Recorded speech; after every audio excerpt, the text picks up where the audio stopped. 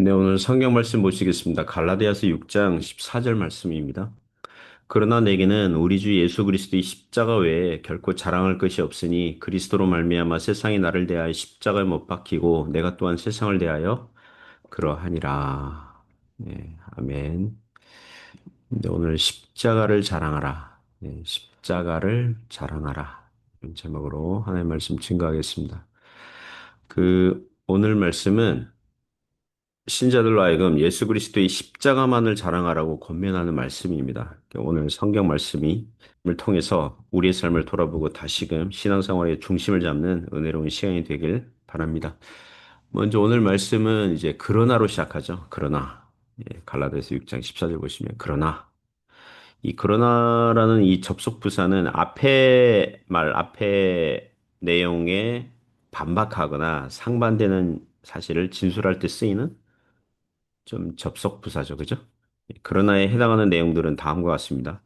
이 갈라디아서는 유대주의자들, 즉 율법주의자들의 교회 안에서 기독교 진리를 오염시키고 타락시켰기 때문에 바울이 경고와 책망과 주의를 하는 교회들에게 경고와 책망과 주의를 하는 이제 그런 편지입니다. 유대주의자들이 당시의 성도들을 혼란스럽게 하고 있었거든요.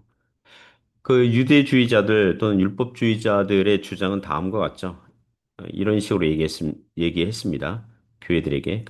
예수님을 믿는 것만으로는 부족하고, 예수님 믿는 것만으로는 예수님 믿음으로 구원받는다. 요거는 좀 부족하고, 구약 성경에서 말씀하는 바와 같이 할례도 받고 안식일도 지키고 어떤 것은 먹고 어떤 것은 먹지 말라는 음식법도 지켜야 된다. 이런 주장을 했습니다. 그런 거를 율법주의라고 하거든요.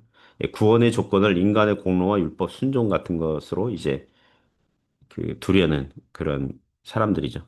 그러자 많은 갈라디아 지역의 교회들이 그들의 주장을 너무나 쉽게 따라가서 교회에서 바른 복음 진리가 후퇴가 되고 거짓 복음, 가짜 복음이 판을 치고 있었습니다. 그 이단이 들어온 거죠. 이 바로 직전 구절들 보면 그 갈라디아서 6장 12절 13절 보시면 이 풀어서 설명하면 유대주의자들이 교인 갈라디아 교회들에게 할례를 하도록 부추긴 이유는 십자가 복음은 세상으로부터 박해를 받고 있으니 그 박해를 피하고자 이 기만적인 술수다. 요런 얘기거든요. 게다가 유대주의자들은 바울의 복음을 반대하기 때문에 자기들 말을 듣고 갈라디아 교회 교인들이 할례를 하는 그런 교인들이 생길 거 아니에요. 그러면 그들의 육체로 자랑을 일삼고 있었다는 것입니다. 그래, 내가 바울을 이겼어. 내 말 듣고 할례를 지금 행하고 있잖아. 그러니까 내가 바울을 이겼어. 이런 자랑거리. 바울이 보기에 할례를 받거나 안 받거나 이건 전혀 구원과는 상관이 없는 건데 유대주의자들에게는 이 세속적인 이 이단적인 이 자랑거리를 얻게 하고 있었다는 것입니다. 그래서 갈라디아서 6장 14절 말씀이 그러나로 시작하는 거죠. 그러나 그들은 이 유대주의자들, 율법주의자들, 십자가 복음의 이 원수들 전혀 이제는 영적인 의미가 없는 이 할례를 물론 구약 시대에는 예수님 오시기 전까지 성례의 역할을 했는데 예수님 오신 이후로는 이 할례나 무할례나 아무것도 아니거든요. 근데 그걸로 이 유대주의자들은 자랑거리로 삼고 있었으니 그러나 자 바울은 무엇을 자랑합니까? 그들은 이 육체를 자랑하고 있었는데 바울은 무엇을 자랑합니까? 내게는 우리 주 예수 그리스도의 십자가 외에 결코 자랑할 것이 없으니. 할렐루야.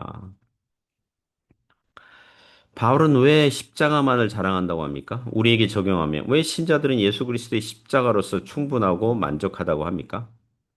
왜냐하면 죄인들을 구원하는 것은 육체에 행한 할례 의식 같은 것이 아니라 십자가에서 죄인들을 대속하신 예수님을 자신의 구세주로 믿을 때 구원을 받기 때문입니다. 비슷한 말씀이 로마서 1장 16절에 나오죠. 내가 복음을 어때요? 부끄러워하지 아니하노니. 이 복음은 이 복음이 어떤 역할을 하는데요? 이 복음은 모든 믿는 자에게 구원을 주시는 하나님의 능력이 됨이라. 먼저는 유대인에게요. 그리고 헬라인에게로다. 그 로마서 1장 16절에 여기 복음 들어가는 자리에 주 예수 그리스도의 십자가 라는 단어를 넣어도 뜻은 같은 것입니다. 그 사도 바울은 예수님 믿기 전에 자기도 이 갈라디아 지역에서 활동하던 이 유대주의자들, 이 율법주의자들처럼 생각한 적이 있었습니다. 빌립보서 3장 4절부터 6절 보시면 그러나 나도 육체를 신뢰할 만하며 만일 누구든지 다른 이가 육체를 신뢰할 것이 있는 줄로 생각하면 나는 더욱 그러하리니 나는 8일 만에 할례를 받고 이스라엘 족속이요 베냐민 지파요 히브리인 중에 히브리인이요 율법으로는 바리새인이요 열심으로는 교회를 박해하고 율법의 의로는 흠이 없는 자라. 그러니까 바울도 믿음이 없었을 때 이 다른 유대인들처럼 세상적인 기준과 배경과 조건들을 자랑하고 있었다는 거죠. 그거를 육체를 신뢰할 만하다. 이 육체를 자랑하고 있었어요. 그 육체에 해당하는 게 무엇입니까? 태어난 지 8일 만에 할례를 받았다는 거예요. 예. 다른 이방인들은 유대교에 들어오려면 다 성년이 되어서도 할례를 받고 성전 제사에 참석하는 게 의무 사항인데 바울은 뭐 정통파 유대인처럼 태어난 지 8일 만에 할례를 받은 사람이었습니다. 그리고 이스라엘 족속이었다 그래요. 이방인들처럼 하나님도 모르고 구약 율법도 모르고 유대인들로부터 개취급당하는 이 이방인들인데 유대인들은 선민 사상으로 그 자존심 이 뭡니까 이 자랑거리 이 자존심이 하늘을 찌르고 있었죠. 그리고 히브리인 중에 히브리인요 율법으로는 바리새인이라고 했습니다. 바울과 바울의 부모는 얼마나 히브리인이라는 자존심이 셌냐 하면 바울이 길리기아 다소 출신이잖아요. 해외파 유대인이거든요. 디아스포라 유대인이란 말이에요. 해외에서 태어났어요. 근데 바울이 어린 나이에 아마 보통 12, 13 그 나이에 바울은 이 부모가 예루살렘에서 이 바리새파 율법 그 학교에서 공부하도록 본국으로 유학을 보내요. 예.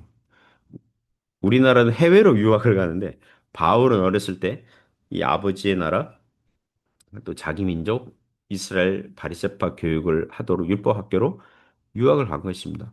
그 어느 성경학자들은 이 바울의 그 이런 코스를 보면서 이 서기관되는 율법 선생을 길러내는 코스였다고 이 주장할 정도입니다. 그리고 열심으로는 뭐 했습니까? 교회를 박해하고 율법의 의로는 흠이 없는 자였다 그래요. 기독교 복음은 이 바울이 들어보니까 그 예수님 믿는 그런 제자들 그런 그들의 말을 들어보니까 기독교 복음은 구약 율법에서 정한 의식법들이나 성전법들이 이 구약 시대에나 유효했고, 그러니까 이 그림자 역할을 했고, 신약 시대에는 실체 대신 예수님께서 오셨으니까, 예수님 안에서 다 완성이 되었으니까, 이제는 할례 같은 거 더 이상 종교적이고 도덕적인 의미가 없고, 오직 십자가에 달리신 예수님만 믿음으로 구원받는다 그러니까, 바울이 이해가 안 돼가지고 이 갈라디아 지역에서 활동하는 유대주의자들처럼 율법주의자들처럼 교회를 박해했던 것입니다. 그러나 나중에 예수님 믿고 보니 무엇을 알게 됐습니까? 무엇을 깨닫게 됩니까? 빌립보서 3장 7절부터 9절 보시면 그러나 무엇이든지 내게 유익하던 것을 내가 그리스도를 위하여 다 해로 여길 뿐더러 또한 모든 것을 해로 여김은 내 주 그리스도 예수를 아는 지식이 가장 고상하기 때문이라 내가 그를 위하여 모든 것을 잃어버리고 배설물로 여김은 그리스도를 얻고 그 안에서 발견되려 함이니 내가 가진 의는 율법에서 난 것이 아니요 오직 그리스도를 믿음으로 말미암은 것이니 곧 믿음으로 하나님께로부터 난 의라. 예수님을 믿고 보니 그동안 유대교 배경의 육신을 자랑하는 이 육체를 자랑하는 이런 자랑거리들이 모두 다 예수님을 믿는데 걸림돌이 되었더라. 쓸데없는 종교적인 자랑거리, 교만만 잔뜩 만들었더라. 허파에 바람만 들어가게 했더라. 제대로 하나님을 믿게 한 것은 아니었더라. 이걸 깨달은 것입니다. 그래서 그리스도를 얻기 위해서 자신의 유대교적 배경의 자랑거리들을 다 배설물로 여긴다고 이 고백하는 것입니다. 그래서 오늘 갈라디아서 6장 14절처럼 바울이 내게는 우리 주 예수 그리스도의 십자가 외에 결코 자랑할 것이 없다. 이렇게 말을 하는 것입니다. 그 18세기 영국의 부흥사 요한 웨슬레가 있죠. 그 요한 웨슬레 생각이 나서 어제 그 검색을 하는데 위키백과에 나와 있는 그 웨슬레의 그 인생 스토리를 뭐 하여튼 읽어보기도 하고 그랬습니다. 자, 이 사람은 신앙의 집안에서 자랐습니다. 그 부모가요, 굉장히 경건한 성공의 목사예요. 성공의 사제. 그 아버지가. 그렇고, 어, 열아홉 명을 낳았다고 그러더라고요. 19명? 예, 근데 20살 이후까지 살아남은 이 자식들이 6명 밖에 안 돼요. 그러니까 20살 이전에 13명은 죽은 거죠. 그러니까 그 유아 생존율이 굉장히 낮은 하여튼 그런 시대였던 것 같아요. 1700년대, 그러니까 18세기인데 1700년대. 이 웨슬레는 굉장히 총명했습니다. 옥스퍼드 대학교에서 또 공부했고, 25살에 성공의 목사가 됐고, 또 1년, 2년 후에는 대학 교수, 펠로우라고 하더라고요. 그 과정, 펠로우. 그래서 굉장히 오랫동안 그 교수의 어떤 그 페이를 받았고, 모교, 옥스퍼드 대학의 어떤 칼리지 뭐 여러 개 있을 거 아니에요. 그 중에서 이제 교수로서 강의도 하고, 나중에 홀리 클럽 만들어가지고 경건한 학생들이 만든 그런 그러니까 동아리 활동이죠. 동아리 활동 지도 교수가 된 거죠. 그래서 가르치고 그래서 이 학생들이 이 경건한 규칙을 정해서 기도 생활, 성경 읽기, 교도소 방문 뭐 이런 걸 막 하니까 메소디스트 이런 별명을 붙였어요. 규칙주의자들 뭐 이런 거 있잖아요. 그게 나중에 이 교단의 이름이 됩니다. 예, 감리교, 이 메소디스트 이제 나중에 감리교가 죽고 하여튼 교단이 발생하죠. 자, 그런데 문제는 기독교 가정에서 태어나서 신앙생활을 했지만 회심하진 않은 거예요. 회심하지 않은 채 교회 다닐 수 있고 성경 읽을 수 있고 뭐 기도할 수 있고 막 그래요. 나중에는 이 웨슬레가 1년 9개월 정도, 그러니까 2년도 안 되는 뭐 2년 좌우라고 합시다. 그 미국의 영국의 식민지로 있었던 조지아주로 선교사를 가요. 물론 선교 사역을 실패하고 돌아와요. 너무 안 맞고 뭐 하여튼 거기서 막 그렇습니다. 자, 배를 타고 미국으로 왔다 갔다 하면서 배가 침몰할 위기, 거센 파도에 죽음의 공포가 왔을 때에 그 같은 배를 타고 가던 독일의 경건주의자들, 이 모라비안 교도들이 이 죽음의 공포 앞에서 시편을 읽고 찬송하고 차분히 지내는 걸 보면서 신선한 충격을 받습니다. 웨슬레는 죽음의 공포 속에 막 떨었거든요. 근데 이 같은 기독교 신앙 갖고 있는 이 모라비안 이 경건주의 그런 성도들 보는데 그들은 차분하니까. 그래서 미국에서 선교 사역할 때도 그 모라비안 목사님과 대화를 하는데 모라비안 목사님이 이런 질문을 했다고 그러더라고요. 당신은 그러니까 오늘날식으로 얘기하면 이런 거죠. 당신은 그러니까 이런 거죠. 오늘 밤 죽는다면 당신은 천국에서 눈 뜰 자신이 있습니까? 확신이 있습니까? 뭐 이런 거. 당신은 구원의 확신이 있습니까? 이런 질문 전혀 이해를 못 했대요.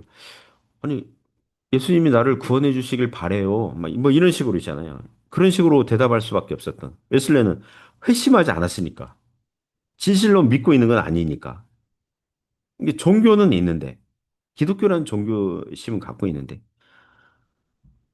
동생도 비슷했다고 그러더라고요. 예, 찰스 웨슬레도. 영국으로 돌아와서 동생이, 아팠는데 병상에서 먼저 회심 체험했고, 요한 웨슬레도 그 비슷한 시기에 모라비안 기도회에 갔는데, 거기서 마틴 루터의 로마서 서문을 읽는 그런 내용을 듣고, 거기서 회심을 해요. 예, 거기서 굉장히 회심을 합니다. 그리고 이 요한 웨슬리의 회심 스토리는 우리에게 교훈을 주죠. 십자가 외에 예수 그리스도 복음 이외에 자랑할 것이 없다는 것입니다. 웨슬레처럼 신앙의 가정 출신, 또 아빠가 목사님이잖아요. 아빠가 목사. 우리 아빠 목사야. 요런 자랑거리. 어려서부터 기독교 교육을 받았다는 거. 심지어 선교사 이력까지 있어요. 이게 구원을 보장하는 것은 아니라는 것입니다. 회심하지 아니하면. 오직 믿음으로 예수님을 구세주로 믿지 아니하면 이런 집안의 배경, 경험들이 십자가를 제외시키는 자랑거리와 자기 훈장들로 얼마든지 변할 수 있다는 것입니다. 간혹 신자들 중에서 성경 통독 지금까지 몇 번 했다. 뭐 금식기도 몇 번 실시했다. 뭐 선교도 다녔다, 뭐 구제했다, 이런 신앙 경험들을 가질 수 있습니다. 그런 것들이 십자가 안에서 감사하고 은혜로이 여기면 유익한 것인데 남들과 비교하면서 자신의 우월감을 증명하려는 수단으로 삼고자 한다면 그게 율법주의자예요. 십자가 아닌 다른 육체적 자랑을 하려고 하는 그렇게 될 수 있다는 것입니다. 자, 십자가만 자랑한다. 그러면 어떻게 해요? 어떤 삶을 살게 됩니까? 14절 후반절이죠. 그러나 내게는 우리 주 예수 그리스도의 십자가 외에 결코 자랑할 것이 없으니 그리스도로 말미암아 세상이 나를 대하여 십자가에 못 박히고 내가 또한 세상을 대하여 그러하니라. 여기서 세상은 세상 자랑하려는 영역이죠. 예수 그리스도 이외에 다른 자랑을 하려는 기독교 색깔을 입었다 하더라도 그리스도의 십자가가 은혜가 아닌 것으로 자랑하려는 욕심, 뭐 이런 거 거절하겠다 이거죠. 자칫 잘못하면 자기가 나온 학교 자랑, 자기가 출석하는 교회 자랑, 큰 교회라면 그런 교세 자랑, 재산 자랑, 자신의 이력 자랑, 이거를 우리 주님보다 앞세운다면 이게 육체를 자랑하는 것입니다.